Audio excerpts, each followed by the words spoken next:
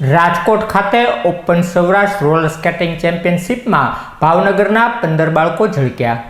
રાજકોટ ખાતે open Saurashtra roller skating ચેમ્પિયનશિપનું આયોજન કરવામાં આવ્યું હતું, જેમાં ભાવનગરની લાયન્સ સ્કેટિંગ ક્લબ અને ગણેશ ક્રીડા મંડળમાં સ્પર્ધકોએ ભાગ લીધો હતો। આ સ્પર્ધામાં 15 જેટલા બાળકોએ રાજકોટ ખાતે ભાગ લીધો હતો, જેમાં વીરેન મકવાણા, સુમિત જાદવ, ઉમેશ બારૈયા, રુદ્રાક્ષ સાટિયા, વ્રજરાજસિંહ ગોહિલ, પૂર્વાબા ગોહિલ, મિવાન શાહ, ધ્વની રાઠોડ, ગ્રીવા શાહ, હવિયા શાહ, કેરવી માનસુરકર, પાર્થ જેનિલ, મર્ચન્ટ, મિકાએલ, તનયસિંહ, કાવ્યાનીબા ઝાલા વગેરે બાળકોએ ભાગ લીધો હતો, જેમણે મેડલ મેળવી ભાવનગરનું નામ રોશન કર્યું હતું।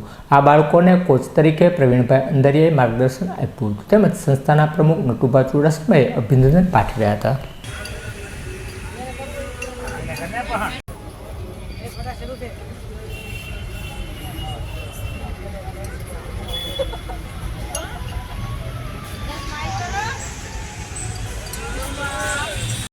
હું Pranav Andhariya, Lions skating club Ganesh Krida Mandal Bhavnagar.